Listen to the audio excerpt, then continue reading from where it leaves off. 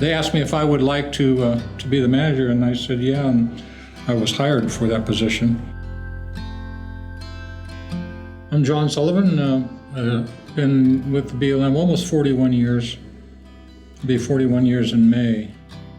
In January of 1995, less than 2 years after the Snake River Birds of Prey National Conservation Area was officially established by Congress, John Sullivan became the first manager of this unique NCA. And one of the first things we looked at was the issue of shooting ground squirrels out there. We looked at it from two levels, one on the impacts of shooting on the ground squirrels themselves and the impacts on recreational safety out there. Once the NCA was established, it quickly became clear to the BLM staff tasked with managing the area that shooting ground squirrels was one of the most popular recreational activities going on within the new NCA.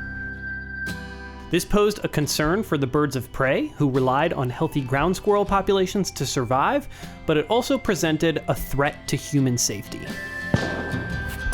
Over a period of 2 years, there were actually 3 people out there were shot. No, 2 people shot, and one guy almost shot. He was putting in some fence, sitting down there at lunch with his back leaning against the fence post, and the bullet actually hit the fence post. One guy was shot in the arm when he was working up on his roof. There were some, housing, windows shot and things like that, and bullets impacting walls of houses. Recreational shooting was so common and unregulated within the new NCA that people living on the outskirts were being hit by stray bullets. It wasn't just private landowners neighboring the NCA who were being affected by rampant recreational shooting, however. The bill that established the NCA allowed a National Guard combat training center to continue to operate from within the newly created NCA. The Guard said that it was not uncommon for those people driving those tanks to hear the bullets pinging off of the tanks, because people wouldn't shoot at them because they knew it's not going to hurt a tank, but it's kind of neat to hit something moving. This was the situation that the very first employees tasked with managing the brand new Snake River Birds of Prey NCA faced. Instead of focusing on managing raptor populations, they were forced to address the potentially very serious conflict between recreational shooters and a combat training center run by the National Guard. Their tanks were going outside the designated maneuver areas, into areas that were supposed to be protected from maneuver activities. They were actually conducting both shooting and maneuvers in areas where people were actively doing recreational shooting, out there, and there were potential really bad safety issues, You're listening to Common Land, a new podcast series produced by the Wild Lens Collective and Radio Boise, with support from the Bureau of Land Management, the Birds of Prey NCA Partnership, the Archives of Falconry, and a grant from Patagonia. Common Land tells the stories behind protected areas, and in Season 1 we are exploring the creation story behind a truly unique patch of public land in southwest Idaho. I'm talking about the Morley-Nelson Snake River Birds of Prey National Conservation Area, home to the highest concentrations of nesting birds of prey anywhere in North America.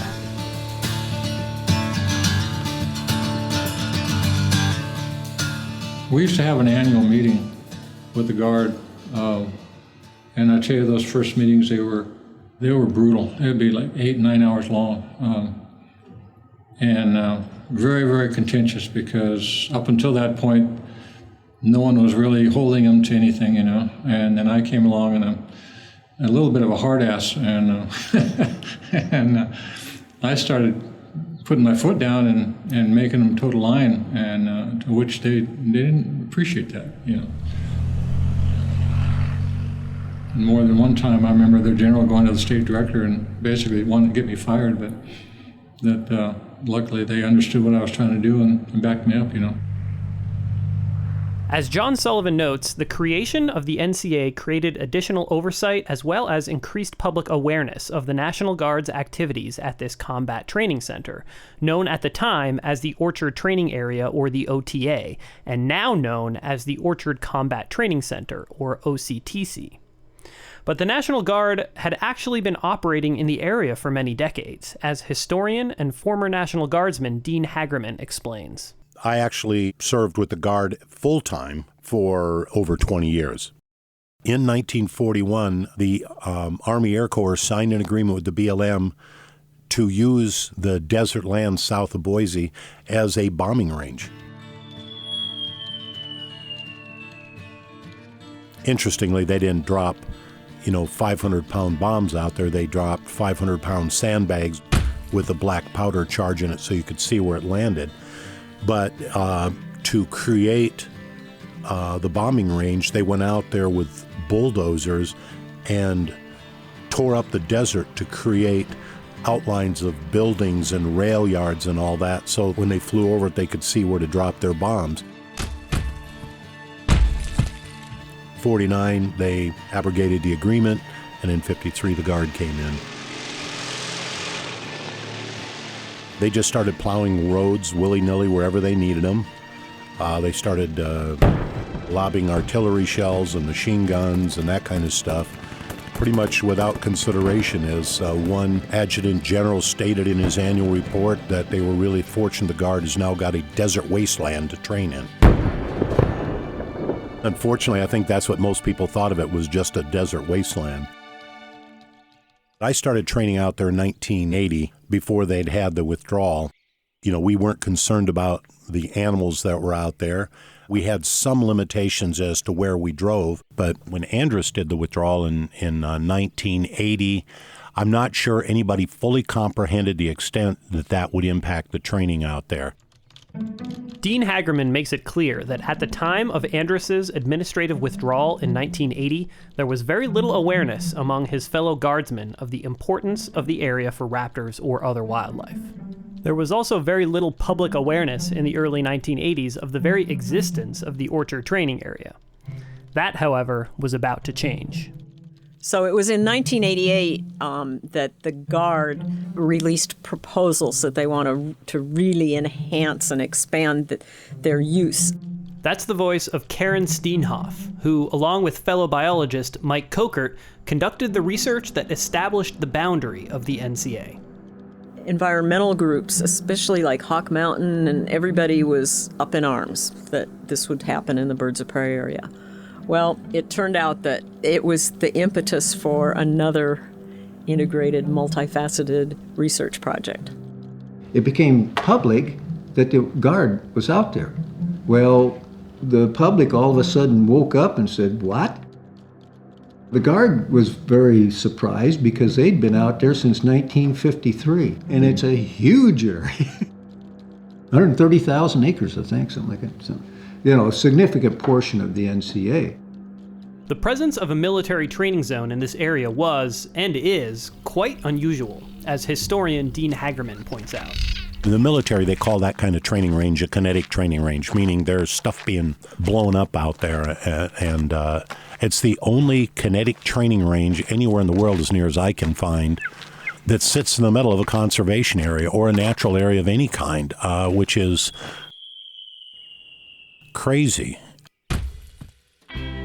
Because of the concerns, the Guard and the BLM partnered in what we call the BLM Idaho Army National Guard Research Project. That was essentially a large team effort, much like the research that was done in the 70s. And it was almost like deja vu. We had people looking at the prey, we had people doing raptor telemetry, we had people doing vegetation. The only difference was it was 20 years and the technology had improved a lot.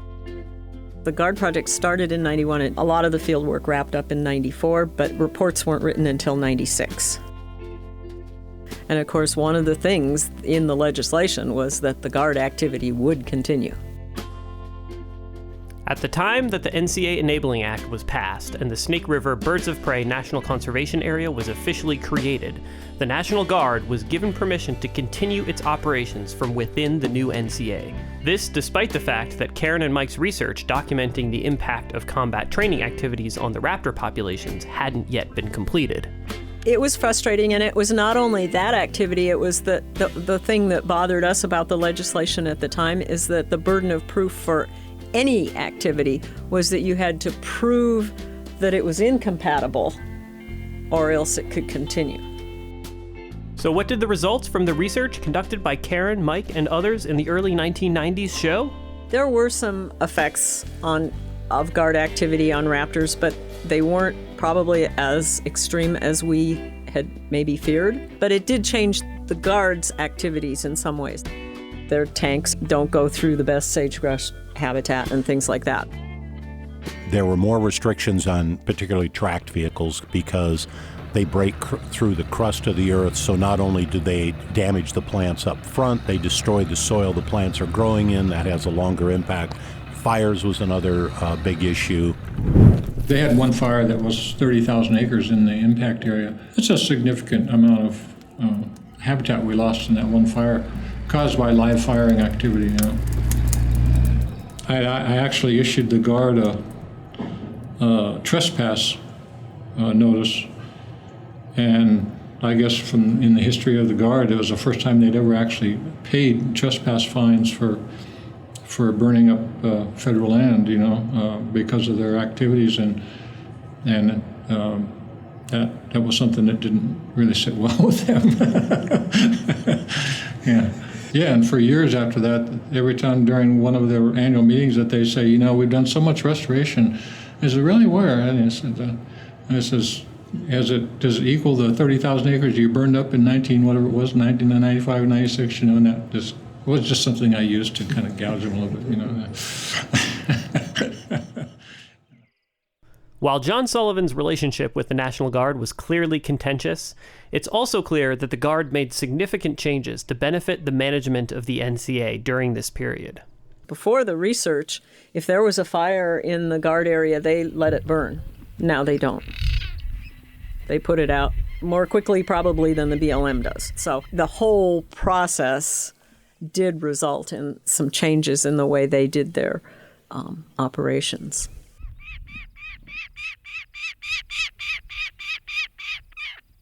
Certainly Sullivan's forceful presence as the manager of the NCA, as well as Steenhoff and Cokert's research, played a role in these changes, but there were also other forces working from within the National Guard. I do want to mention somebody, Sagebrush Sally, and she was the bane of tankers. I will tell you, she created resentment and to a degree, I think, inspiration, because she was the first environmental scientist for the Guard that was working out there. But once an area had been designated for set aside, if she found out somebody went in there, you could be guaranteed she was going to get up in your face about it. You don't do it, and she would explain it and all that. And over time, she also wrote a column from Sagebrush Sally that was really informative. And I believe that there was a definite culture shift in how the military looked at that land out there. As this culture shift was taking place, an issue emerged that the National Guard, as well as John Sullivan and his new NCA staff, could get behind: recreational shooting. I proposed putting a shooting closure on about half of the NCA, basically everything west of the training area, the orchard training area. And that met a lot of resistance, especially from residents in Kuna.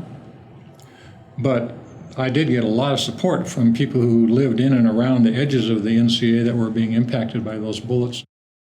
We would get a lot of calls from local homeowners or business owners saying, hey, I got, 2 bullet holes in my barn, or my kid's swing set has a bullet hole in it. That's the voice of Larry Ridenauer, who was hired as an outdoor recreation planner, becoming the first official employee of the NCA. My job was basically, go out on the weekends, talk to any and everybody that I came across and let them know, hey, you're actually in a national conservation area now. We had 3 people who were hit by stray bullets. And luckily nobody was killed, but they did get hit and injured. And so it was at that point that we said, hey, we really need to minimize this issue that we're having of long-range projectiles. We had come up with kind of an idea of, what we'll do is we'll just create sort of a safety zone for long-range weapons, which was primarily rifles and pistols. Initially, well, there were all sorts of rumors. One of the worst was a Idaho Statesman headline that said, BLM to close hunting. So we got a lot of calls that day. Misinformation is tough to deal with a lot of times. We would go to some kind of meeting and we would be there and there'd be this packed room of people wanting to argue with us, all sorts of just different arguments. And after they had said all they wanted to, we would say, well, we agree with everything you said. And that's not what we're doing. What we are having is a public safety issue out here where people have been hit with stray bullets. Once you say that, they say, well, you need to do something about that. That was very, very politically difficult to get through. In fact, I was called up in front of a congressional hearing right here in town. They held it specifically because the congressman didn't want us to do it, but we held our ground and got it through. Once we sort of implemented it, it wasn't as big a deal as most people thought. Because at the widest point, it just meant driving about an extra maybe 5 miles. It took a couple years for that initial push of heavy enforcement.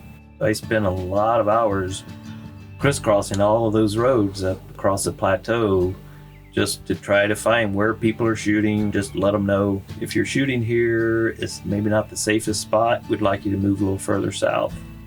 And 99 out of 100 times they're like, oh, okay, I didn't know. Although the BLM was able to effectively enforce this shooting closure in the NCA, the recreational shooting issue had not been entirely resolved. The southern boundary on the east side of that restricted area, closure area, is the National Guard area. The Guard wasn't really happy with that aspect of it. We have to cancel anywhere between 5 and 7 training exercises a year for soldier safety, where we'll have citizens actually shooting at the soldiers. Most of the time they don't know it. My name is Charlie Bond. I'm the Conservation Branch Manager for the Idaho Army National Guard. So when I grew up, my dad would take me out in what is now the NCA off Swan Falls Road, and then we'd stop and then we'd go shoot. That's just how everybody grew up when we did that. Use back in that area was considerably lower. The biggest change in use out there has been with our population increase. Specifically late 90s, early 2000s when we got that first big push. In the late 1990s and early 2000s, the Boise metropolitan area experienced a period of rapid population growth. And although the growth rate has slowed since then, the city continues to be one of the fastest growing areas in the U.S. And as the population swells, popular areas used for recreational shooting are being closed. In approximately 2010, they shut down Blacks Creek Reservoir to shooting. There's a private parcel out there and the BLM shut that down. That was a huge shooting area. It was easy to access and everybody went there to shoot. I think that was one of the biggest things that all of those users then got pushed south, right into the OCTC. As the use of the NCA for recreational shooting has increased, the public safety concerns of the National Guard have also become elevated. The one thing we don't want is somebody getting shot out there. In 2011, we actually had 2 of our field techs literally pinned behind a hill. The people were shooting semi-auto and auto at them. They couldn't leave that because it was consistent shooting. They tried to throw some stuff over, but they actually called one of the other techs, and the other tech had to actually drive over and talk to the guys until they finally stopped shooting and they could get up and walk out. BLM is working to actually provide shooting opportunities in specific locations to try to sort of corral a lot of the dispersed activity into certain areas where it can be done safely. Larry Ridenour now serves as the National Coordinator for Shooting Sports for the BLM, giving him the opportunity to use his experience working in the NCA to shape the national level approach that the agency takes towards addressing these issues surrounding recreational shooting.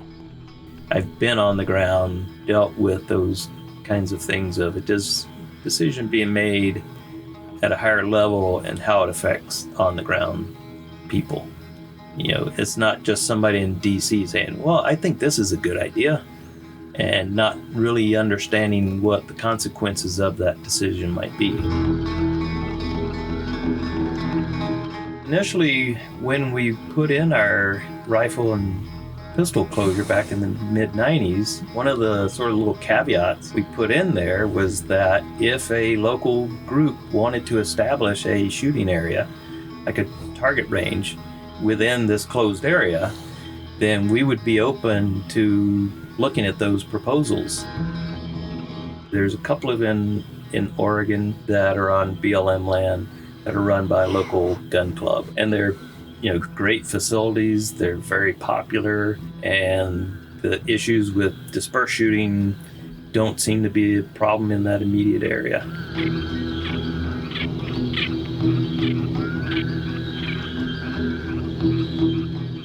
But public safety isn't the only issue associated with recreational shooting in the NCA. The fact is that people go out there and they shoot, they do target shooting. We basically categorize them as two things, as target shooting and plunking. Plunking can be both target shooting and what would be considered hunting. With the primary target out there is the Paiute ground squirrels, which happen to also be they're probably the keystone species out in the NCA. They're the primary prey species for pretty much everything that's out there. This connection between recreational shooting and the uniquely dense population of ground squirrels in the NCA has been a point of concern since the mid-90s, when John Sullivan became the first NCA manager. But now, Charlie and other researchers are seeking to learn how increased usage from recreational shooters is affecting the ecosystem. We can start identifying what are the number of actually ground squirrels being shot. Right now, we've done some estimates, and some of the estimates are astronomical, the number of ground squirrels that can be shot out there, not only in a yearly basis, but even a weekly basis. We're talking thousands and thousands. It's important to note here that the carcasses of almost all the ground squirrels shot in the NCA are left out in the field. Most raptor species will scavenge opportunistically, so for a long time, researchers have been wondering, is the shooting of ground squirrels bad for raptor populations in the NCA? 2013 to 2015, there was a couple identified mortalities of raptors in the NCA. They were identified. They came back, basically doing a study on the corpses. They weren't a lot electrocuted. There was no bullet wounds or anything like that. So they looked at the necropsy, nothing. They did blood samples, and they showed elevated lead in their system. An elevated level of lead in the blood of these two dead raptors rang a warning bell for these researchers from the National Guard. Over the past decade, the issue of lead poisoning in scavenging species has become a topic of high concern. In most cases, the lead is coming from ammunition. Ground squirrels that have been shot with 22s in particular, 22 bullets shrapnelized in the ground squirrels. So then, therefore, you have these lead fragments inside the ground squirrels. If we've got thousands of ground squirrels being shot on a weekly basis that are full of lead fragments, then all of a sudden we have a huge potential source of lead for trophic accumulation, and the raptors in particular. This is potentially a very significant issue for raptor populations in the NCA. Lead poisoning research conducted in other areas has shown that lead exposure is widespread and occurs across a variety of different raptor species. While most of these exposure events aren't lethal, even small amounts of lead, if ingested, can lead to severe impairment. The other part of that is the Guard in roughly 2004-2005 stopped using lead rounds altogether. So the Guard hasn't used lead as a round since 2005, so it's been over 14 years. This situation has created a unique opportunity to address the issue of lead poisoning from spent ammunition. Not only is the U.S. military and the National Guard willing to fund research as well as outreach and education efforts in connection with the lead ammo issue, these entities also represent a trusted source of information for many recreational shooters. This ongoing project focused on the lead poisoning issue may be the best example of the dramatic shift that has occurred in the relationship between the BLM and their NCA staff with the National Guard. The funny thing is I'm actually in a unique position that I've been on both sides of this. I worked for the Guard and knew what they did, and then I worked for the BLM and I knew what they did. One of the nice things when I finally took on this position was identifying those data gaps, if you will, the communication gaps, and taking care of those right away. One of the things the Guard didn't do very well until the last 10 years is to try to educate the public on what the Guard does down there. Right now, everybody they think, oh, military training? How can military training and the NCA, protection of raptors, how can those possibly be compatible? When in fact, the best residual habitat in the NCA right now happens to be within the OCTC. 73% of the entire OCTC is still considered native vegetation. Whereas if you go outside the OCTC and the NCA as a whole, you're in the 40 to 45% is native, so less than half. How could it be that this military training area has a higher percentage of good quality habitat than the NCA itself? Our wildland fire program, in my opinion, is 100% the reason why we have the residual sagebrush community we have. Within the impact areas where we actually do any type of firing, that area is designed to burn. It's completely gridded out with fuel breaks. We have fire assets on the field, so as soon as there's a fire, they're out there. Average response time for us on those fires is less than 1 minute. So we're there within literally seconds. We put the average fire size is 25 square meters. The Orchard Combat Training Center is split into two main zones. The impact area that Charlie just mentioned, which is where most of the training that requires live ammunition and artillery firing occurs. This impact area accounts for close to half of the total area of the OCTC, roughly 65,000 acres of the total 138,000 acres that make up the training area. But even outside of the impact area, I think the average fire size that we have is less than 30 acres. So even outside the impact area of the OCTC, wildfires are very quickly suppressed.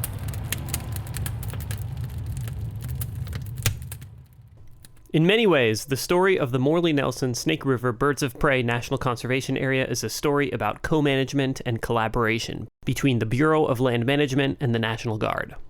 Although this relationship was quite contentious during the early years of the NCA's history, the two agencies are now working together to address current threats to the area and its ecosystems. Now with Amanda Hoffman in place, we work very well with each other. My name's Amanda Hoffman, and I'm the Morley-Nelson Snake River Birds of Prey National Conservation Area Manager. So I started in March of 16. Probably the biggest surprise and the biggest challenge was how closely we have to work with the military. I mean, a third of the National Conservation Area is Idaho Army National Guard training area. That relationship had been getting better for a number of years, but was still a little rough. We have such different mandates. And so trying to get to a place where we can both kind of coexist in the same area and accomplish both of our goals is a constant challenge. But I'm really proud of the partnership that we have right now, that we are in a place where we recognize each other's mandates and we really try to make sure that we're both successful in accomplishing what we want to accomplish.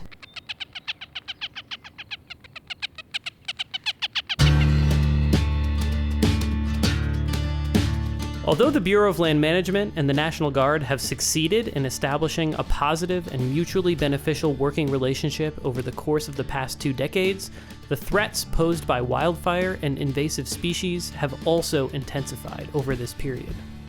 We'll be exploring these threats in the series, but first we must go back much further in time to learn what this landscape and its human inhabitants looked like before European Americans arrived on this continent.